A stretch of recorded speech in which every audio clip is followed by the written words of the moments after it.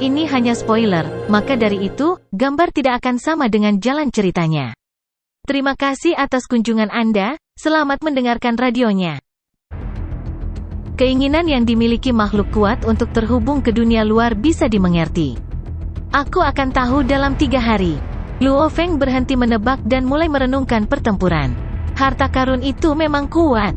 Saya menciptakan teknik rahasia yang paling cocok untuk memanfaatkannya sebaik mungkin, dan itu memberi saya kekuatan untuk mengalahkan Kaisar Balap Petir, renung Luo Feng. Sayang sekali, jika dia tidak ada di sini, dia akan memiliki setidaknya satu harta untuk membela dirinya sendiri. Tidak ada cukup harta di neraka es. 12.000 makhluk yang ditahan di neraka es memang membawa beberapa harta. Namun, setelah waktu yang lama, hampir semua harta telah diklaim oleh para kaisar top. Meski begitu, harta yang dimiliki para kaisar top ini secara signifikan lebih sedikit daripada yang dimiliki oleh para kaisar di luar. Misalnya, Seven Blade Emperor memiliki satu set senjata 7 bilah, bersama dengan harta pertahanan dan pelarian. Selain kolam emas, ia memiliki sejumlah besar harta. Mungkin saja Kaisar Balap Petir dan Kaisar Tulang sekuat Kaisar 7 bilah dan Kaisar Haiti. Namun, jika mereka terlibat dalam pertarungan nyata, talenta seperti Kaisar 7 Pedang dan Kaisar Jatuh Hidup, yang dilatih secara khusus oleh klan mereka, bisa menghancurkan para tahanan di neraka es. Harta tidak kalah pentingnya dari kekuatan, Luo Feng mendalilkan. Sama halnya dengan penguasa alam semesta. Guru Zuo Sanke telah memberiku harta yang cukup. Dan aku perlu memperkuat kekuatanku. 3 hari kemudian, di puncak gunung es di neraka es utara, Kaisar Jihong berdiri di kaki gunung, menyapa orang logam dengan hormat. Tuan, kata Kaisar Jihong. Tetap di sini, perintah orang logam itu. Lari jika terjadi kesalahan. Ya, Tuan, jawab Kaisar Jihong. Setelah memberi perintah, orang logam itu mulai mendaki dengan santai. Orang logam itu adalah Luo Feng, yang menggunakan metode ras iblis. Makhluk kuat dari ras iblis akan menggunakan tubuh mereka untuk menangani hal-hal seperti ini sambil menyembunyikan tubuh asli mereka di ring dunia, karena makhluk kuat dari ras iblis itu memiliki tubuh yang sangat besar. Tidak pantas menggunakan tubuh asli mereka saat menjelajahi alam semesta di pesawat ruang angkasa. Luo Feng memberikan sedikit kesadarannya di tubuh itu sehingga tidak akan terjadi apa-apa dengan fisiknya, bahkan jika tubuh itu dihancurkan. Sudah lama sejak terakhir kali aku mendaki, pikir Luo Feng. Sangat melelahkan untuk mendaki di bawah tekanan neraka es. Luo Feng mendaki perlahan. Tiba-tiba, bayangan pelayan lapis baja hitam muncul. Kamu datang, kata orang logam itu dengan suara Luo Feng. Luo Feng telah menyesuaikan pengucapan tubuh. Itu kamu, pelayan itu sangat marah. Saya tidak percaya bahwa Anda datang ke sini sendiri. Saya pikir Anda akan mengirim pelayan Anda ke sini. Bukankah lebih baik datang ke sini sendiri, kata Luo Feng. Ayo pergi. Luo Feng menghilang dengan tubuhnya. Mereka berada di dalam istana yang spektakuler ketika mereka muncul lagi. Luo Feng mendongak dan melihat dewa, mata perak, melalui sistem optik tubuh. Luo Feng merasa telah menyamai pertama kali dia melihatnya, tapi sekarang pemandangannya kabur, karena tubuhnya dihambat. Mata perak, ambil kembali kekuatanmu, teriak Luo Feng. Tubuhku tidak bisa menerima ini. Tidak akan ada kesepakatan jika tubuh hancur. Manusia disebut mata perak. Luo Feng menarik kekuatannya. Dia bisa dengan mudah meledakkan seluruh bintang dengan napas. Dia berusaha untuk tidak mempengaruhi tubuh rapuh itu. Saya rasa Anda akan menerima kesepakatan itu, kata Luo Feng. Kamu tidak takut aku akan merebut sensornya? Kata mata perak. Merebutnya, kata Luo Feng. Apakah Anda tidak pernah tahu apa itu teknologi, atau Anda hanya lupa bagaimana dunia luar bekerja? Akun anonim ini permanen, dan diawasi secara ketat. Saya hanya membawa beberapa akun ke sini, tetapi saya dapat mengajukan lebih banyak lagi. Saya dapat mengambil jauhkan otoritas akses Anda bahkan jika Anda ditawari sekarang. Bagaimana jika Anda mengambil otoritas akses saya setelah saya membuat kesepakatan dengan Anda? Mata perak bertanya. Tenang, aku tidak akan melakukan sesuatu yang jelas-jelas merugikan, kata Luo Feng. Anda harus percaya pada reputasi saya dan tahu bahwa saya adalah seseorang dalam ras manusia. Saya tidak akan merusak reputasi saya hanya untuk sebuah sensor. Senang mendengarnya, jawab mata perak. Namun, sama sekali tidak adil untuk menukar harta karun dengan satu sensor. Aku ingin 3 dari mereka. Saya hanya punya 2 total dan perlu melakukan bisnis di masa depan, jawab Luo Feng. Aku hanya akan memberimu 1, dan itu adalah tawaran terakhir. Mengapa kamu membutuhkan 3? Lagi pula, kamu satu-satunya yang membutuhkannya. Kamu dapat meminjamkannya kepada teman-temanmu jika mereka membutuhkannya. Luo Feng telah dilahirkan dengan serius. Dia tidak pandai bernegosiasi sebagai manusia, dan dia tidak akan menawar jika dia tidak menghargai harta dan sensor secara setara. 2, kata mata perak. 1, dan itu tawaran terakhir, kata Luo Feng. Tidak ada gunanya bagimu untuk memiliki 2 juga. Mungkin kamu ingin menjual kembali salah satunya? Saya akan memberitahu Anda sekarang bahwa saya benar-benar dapat mengambil otoritas akses dari salah satu sensor, karena Andalah yang saya membuat kesepakatan dengan dan Anda satu-satunya yang bisa mendapatkan otoritas akses. Oke, salah satu sensornya, Silver Eye mengalah. Memang, dia lemah dalam bernegosiasi. Serakah, kata Luo Feng. Licin, mata perak mau tak mau berkata dari singgasananya. Licin, Luo Feng setuju. Manusia sialan ini memang licik, para pelayan bersumpah satu sama lain dengan suara rendah. Itu adalah harta karun, yang sulit didapat. Meskipun 10 kaisar batas teratas memiliki beberapa dari mereka, mereka cukup cerdik untuk menghindari 5 kaisar yang tak terkalahkan dengan cara apapun. Oleh karena itu, akan sulit untuk menangkap mereka. Ini sensornya. Luo Feng melemparkan komputer kuantum pelindung lengan ke Silver Eye, dan itu jatuh setelah lepas dari tangan Luo Feng. Silver Eye membuat komputer kuantum terkejut. Hati-hati, keluhnya. Terlalu represif, di sini, kata Luo Feng sambil menyeringai. Lagi pula, tubuhku terlalu lemah. Sekarang setelah kamu memiliki sensor, di mana harta karun itu? Aku akan mencobanya dulu. Silver Eye mulai mengujinya dan terhubung ke komputer kuantum, yang membawanya ke alam semesta virtual. Luo Feng berkata, saya telah membuat 80.000 akun tiruan virtual untuk Anda jika Anda tidak tahu cara menggunakannya. Selain itu, fungsi pemindaian telah dimatikan, dan jangan coba-coba mengaktifkannya. Jika Anda lakukan, sosok asli Anda akan ditampilkan di alam semesta virtual. Sebuah boneka manusia akan ditampilkan sebaliknya. Anda benar-benar dapat mengubah ukuran tubuh dan berubah menjadi bentuk manusia sebelum mengaktifkan fungsi pemindaian. Mata perak tersenyum. Menarik. Game virtual yang kalian mainkan ini cukup menarik. Silver Eye menatap Luo Feng dan meringis. Ketakutan hilang begitu saya melangkah ke alam semesta virtual. Luo Feng tertawa terbahak-bahak. Ini adalah harta karun. Silver Eye membuang harta karun. Itu adalah kapak viridescent sepanjang 3 meter. Kamu hanya serakah, Luo Feng mengulangi maksudnya. Senang berdagang dengan Anda. Dia tersenyum. Kamu seharusnya bahagia, mata perak, karena aku akan mengasingkan diri dan berkultivasi sendiri. Kamu harus tahu bahwa hampir tidak mungkin menemukanku, dan ketika aku keluar lain kali, yang mungkin terjadi ratusan tahun dari sekarang, yang lain 4 kaisar yang tak terkalahkan perlu memuaskanku jika mereka menginginkan kesepakatan denganku. Pergilah, dan berhentilah sombong di sini, kata Silver Eye. Antar Luo Feng keluar. Ya Tuan. Pelayan lapis baja hitam itu menteleportasi Luo Feng. Silver Eye melihat jauh dan tersenyum. Dia telah memperoleh 2 harta secara total di neraka es, tetapi dia hanya menggunakan 1 tanpa menyentuh yang lain.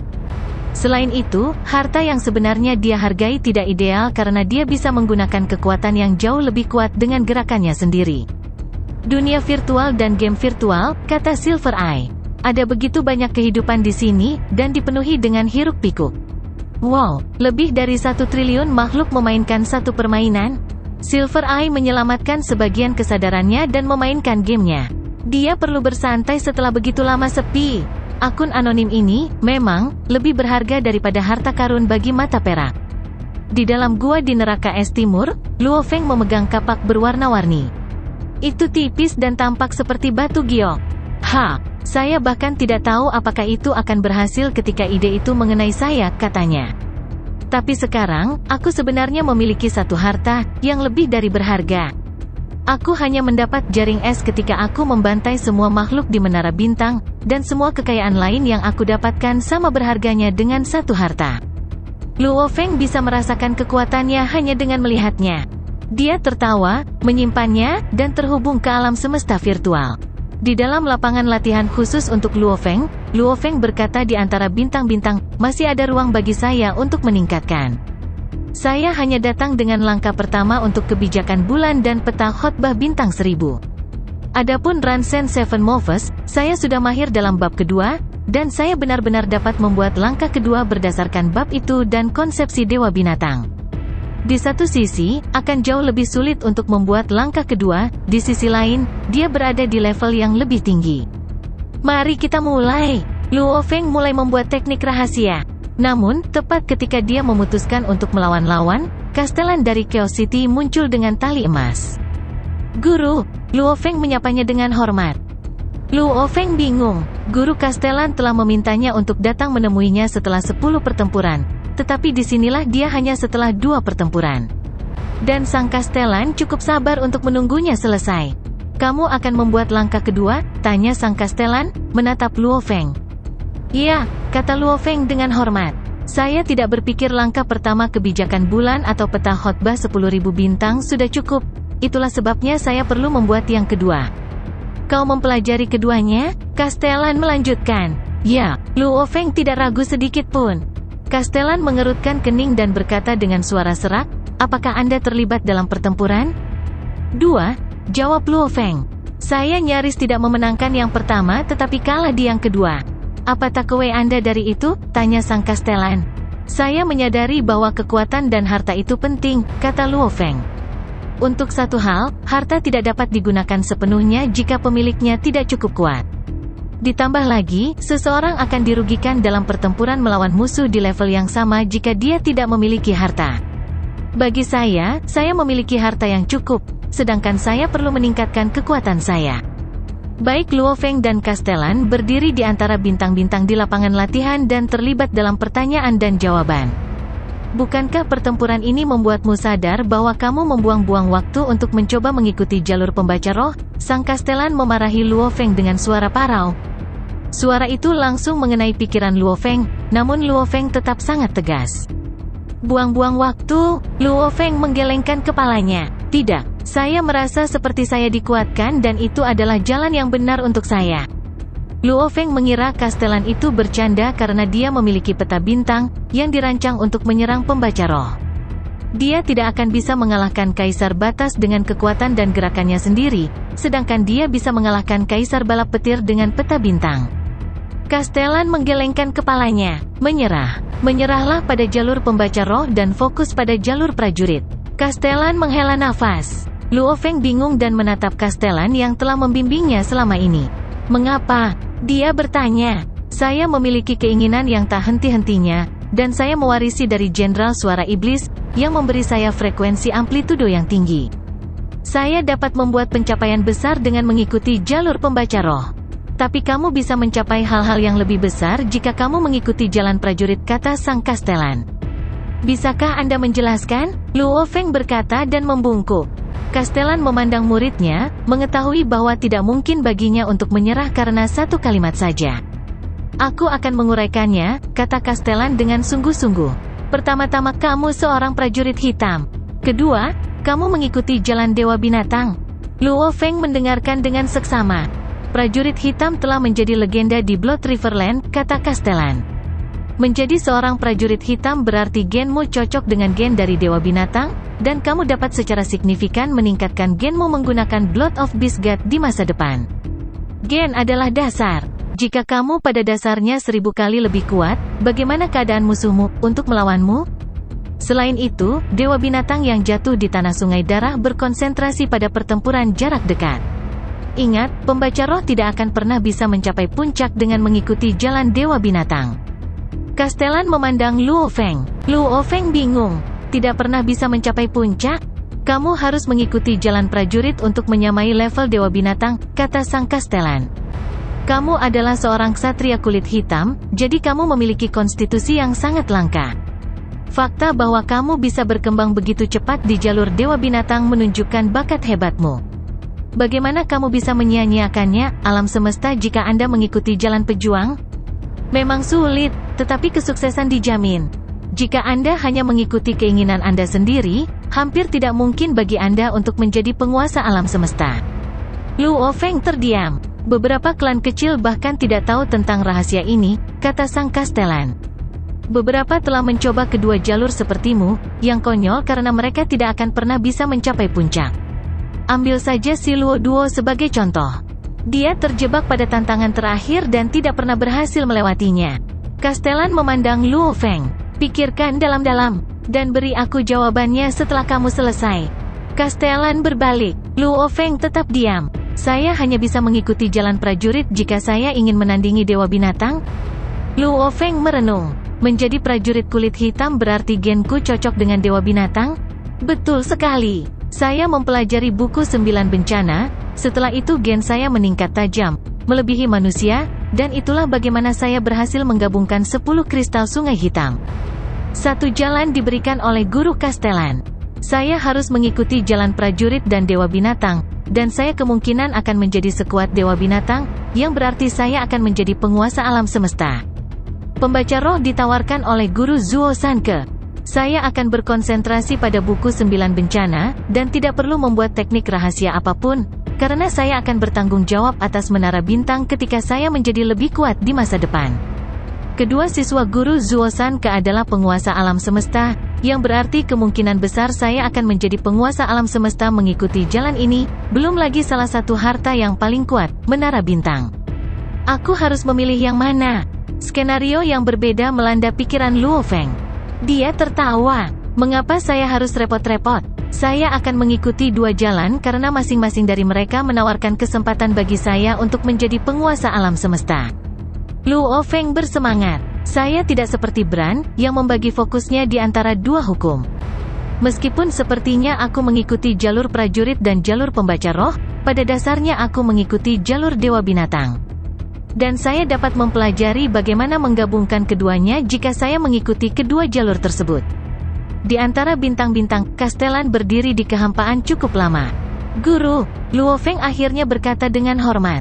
Kamu sudah membuat keputusan? Castellan terdengar tenang. Ya, kata Luo Feng, tampak seperti ada cahaya di matanya. Saya telah memutuskan untuk mengikuti kedua jalan tersebut, dan saya akan menyerahkan salah satunya jika saya menyadari bahwa saya telah membuat keputusan yang salah di masa depan. Castellan menoleh ke Luo Feng. Saya tidak akan mengatakan apa-apa lagi tentang ini, karena Anda telah mengambil keputusan, kata sang Castellan. Aku akan melihat seberapa jauh kamu bisa pergi dengan mengikuti kedua jalur. Luo Feng menatap guru itu. Besar. Castellan mengangguk. Tidak apa-apa untuk membuat kesalahan. Yang terpenting adalah apakah Anda bisa bertahan dan menaruh hati di dalamnya. Luo Feng berlutut. Terima kasih guru. Dia berlutut karena dia dengan tulus berterima kasih. Dia menyadari bahwa Castellan masih akan mendukungnya bahkan jika dia menentang sarannya, dan bahwa Castellan mengatur satu demi satu lawan baginya untuk berlatih teknik rahasianya, yang memakan waktu. Bahkan jika Castellan menghargai Luo Feng karena rasnya, dia berutang banyak padanya. Dia perlu mengingat kebaikannya dan membalasnya ketika dia memiliki kesempatan. Mari kita mulai. Luo Feng menghilang, dan binatang bertanduk emas muncul. Luo Feng mengikuti jadwal yang biasa dan mulai dengan kebijakan bulan, diikuti oleh peta khotbah bintang 10.000. Di daerah pedesaan alam semesta, daerah rahasia bunga hitam, di dalam neraka es, berita menyebar bahwa Luo Feng telah berhasil selamat dari Dead God's Point dan Silverlook dan melarikan diri. Namun, tidak ada komunikasi lanjutan di neraka es dan detektor yang dibawa Luo Feng terputus. Tidak realistis untuk membangun dunia virtual internal di dalam neraka es. Komunikasi yang buruk. Selain itu, ada permusuhan di antara makhluk-makhluk kuat, dan mereka sangat bermusuhan satu sama lain sehingga mereka akan saling bertarung kapanpun mereka bertemu. Hanya beberapa teman atau sederajat yang akan berkumpul sesekali. Akibatnya, hanya sepertiga makhluk yang tahu tentang apa yang telah dilakukan Luo Feng setelah lebih dari setengah tahun berlalu. Di salju neraka es selatan berdiri sebuah istana spektakuler dengan balok-balok es berserakan di sekelilingnya. Karakter ras iblis dibuat pada mereka, yang jelas merupakan peringkat neraka es. Tanpa ragu, di dalam istana hiduplah makhluk yang sangat istimewa, serigala langit. Salah satu dari 5 kaisar yang tak terkalahkan. Selain itu, dia adalah editor peringkat dan kebetulan juga pemarah. Dikatakan bahwa serigala langit adalah makhluk yang kejam dan ganas, sedangkan serigala langit yang tinggal di sini bisa dibilang salah satu yang paling damai. Namun, dia juga akan membunuh jika dia kesal. Bagaimanapun, dia adalah salah satu dari 5 makhluk teratas di seluruh neraka es, gelar yang diperoleh melalui pertempuran yang agung. Di singgasana es yang luar biasa duduk iblis seperti gunung sepanjang sekitar 15 km. Itu ditutupi dengan rambut bersalju berujung emas, memberikan tampilan lingkaran cahaya di sekelilingnya. Ada 3 ukiran aneh berbentuk bekas luka di dahinya. Dia adalah serigala langit, Tuan. Sepertinya peringkatnya perlu diperbarui. Ada pertempuran baru? Ya, itu adalah manusia yang bertarung dengan kaisar balap petir dan mata perak. 5 pelayan yang ditutupi dengan sisik berdiri di istana, dan mereka berada di level pejabat. Skywolf telah membawa mereka ke sini ketika ditahan. Manusia. Skywolf tiba-tiba mengangkat kepalanya dan menatap mereka. Di mana manusia itu? Temukan manusia itu sekarang. Para pelayan tercengang. Tuan, pertarungan itu lebih dari setengah tahun yang lalu. Lebih dari setengah tahun? Serigala langit menggeram. Ketika manusia muncul di neraka es, mata perak secara terbuka mencarinya. Skywolf, di sisi lain, telah mengirim pelayannya untuk mencarinya secara rahasia tetapi akhirnya menyerah untuk mencari. Dia tidak menyangka berita itu datang terlambat lebih dari setengah tahun. Ini tidak bisa terus berlanjut, kata serigala langit. Skywolf berdiri dengan keempat kukunya di atas tahta. Para pelayannya berlutut di bawah ketakutan akan kekuatannya. Kelima pelayan itu tetap diam, berlutut. Skywolf tampak suka berperang. Bahkan jika manusia itu menunjukkan dirinya di masa depan, dia akan menghilang lagi ketika aku mendapatkan berita itu. Skywolf menyadari itu dan dengan cepat membuat keputusan. Siapkan tablet es. Dia berkata dengan suara yang dalam. Ya, Tuan, jawab para pelayan. Salah satu dari mereka membalikkan tangannya dan meletakkan tablet es raksasa berbentuk batang di tanah. Skywolf berjalan turun dari tahta dan menuju tablet. Ceritakan padaku tentang 2 pertempuran itu, kata Skywolf. Ya, Tuan, manusia melawan kaisar balap petir terlebih dahulu, dan kaisar ditekan oleh manusia. Selain itu, manusia itu sangat cepat sehingga kaisar balap petir tidak dapat melarikan diri, dan dia terpaksa membakar tubuhnya sendiri. Namun, dia masih lebih lambat daripada manusia dengan tubuhnya yang terbakar. 5 pelayan menceritakan kisah satu persatu. Meskipun beberapa detail ditinggalkan, mereka menyebutkan semua poin kunci. Skywolf menatap tablet es. Ci. Karakter ras iblis muncul di tablet satu persatu, dan peringkat baru ditentukan. Pertama, anjing darah. Kedua, mata perak. Ketiga, serigala langit. Keempat, angin hitam. Kelima, Cian. Keenam, manusia. Makhluk-makhluk ini diberi nama menurut ras mereka, misalnya, Cian, manusia, dan Skywolf. Adapun Blood Dog, Silver Eye, dan Blackwing, mereka diberi nama ini karena penampilan mereka. Ini adalah cara yang biasa untuk menamai seseorang karena hanya ada satu dari klan Cian dan satu dari ras manusia. Peringkat segera ditentukan, dan setiap nama datang dengan deskripsi. Nama dan deskripsi hampir memenuhi tablet es, hanya untuk meninggalkan kosong besar di atasnya. Para pelayan bingung dan mulai bergumam, Tuan selalu membuat peringkat dari atas ke bawah. Mengapa itu berubah? Ya, saya belum pernah melihat Tuan melakukan ini. Saat mereka mendiskusikan ini, karakter ras iblis mulai muncul di tempat kosong. Siapapun yang membawa manusia itu kepadaku akan selamanya dilindungi. Dan aku bersumpah aku tidak akan membunuhnya jika aku melihat manusia. Saya bersumpah untuk semua neraka es, dan tablet ini adalah buktinya. Selesai. Serigala langit mengangkat kepalanya. Buat 900 salinan ini dan kirimkan ke puncak gunung di sisi lain. Ya, Tuan, kelima pelayan itu menjawab dengan hormat. Mereka membuat 900 eksemplar secara instan, dan salah satunya terbang membawa tablet ini. Dia terbang menuju gunung dekat laut es di mana peringkat biasanya didistribusikan. Itu adalah zona bebas pertempuran di mana tidak ada pendudukan yang diizinkan, yang telah disepakati oleh semua orang di neraka es. Tablet dibawa pergi oleh satu makhluk demi satu, dan karunia serigala langit menyebar ke seluruh neraka es. Perlindungan serigala langit? Kecuali Skywolf mati, tidak ada yang bisa membunuhku jika aku bisa mendapatkan perlindungannya. Apakah serigala langit akan mengingkari janjinya? Bagaimana mungkin? Skywolf mengumumkan itu melalui peringkat dan membuatnya diketahui semua orang. Dia tidak mungkin mengingkari janjinya karena kita dan mempermalukan dirinya sendiri di depan umum. Selain itu, Skywolf selalu bangga dan tidak berkenan menyerang kita. Juga, semua orang tahu dia damai. Cepat dan temukan manusia itu. Itu benar, ayo cari manusia itu. Semua makhluk lain berjingkat kecuali yang terkuat. Bahkan Kaisar Tulang dan Kaisar Balap Petir akan menghindari pertemuan dengan 5 kaisar yang tak terkalahkan, belum lagi yang lainnya. Meskipun mereka lemah, mereka merupakan 90% dari makhluk di neraka es. Mereka mengabdikan diri dengan sepenuh hati untuk menemukan Luo Feng. Namun, tempat tinggal Luo Feng tersembunyi jauh di dalam salju, dan ada sebuah mikrodetektor di sekitarnya. Bahkan jika beberapa makhluk benar-benar tiba di sana, mereka tidak dapat mendeteksi Luo Feng dengan mata atau kekuatan ilahi mereka kecuali mereka menghancurkan seluruh tempat dan memaksa Luo Feng untuk keluar. Makhluk-makhluk itu dengan keras mencari manusia selama ratusan tahun, setelah itu antusiasme berangsur-angsur hilang. Namun, masih ada beberapa kaisar yang lemah yang terus mencari karena begitu mereka berhasil, mereka dapat menjalani kehidupan yang damai. Di salah satu pulau di laut, Luo Feng, berpakaian hitam, duduk di pantai menyaksikan air pasang. Adapun binatang bertanduk emas, itu tinggal di dunia dalam dan menyalin patung dewa binatang.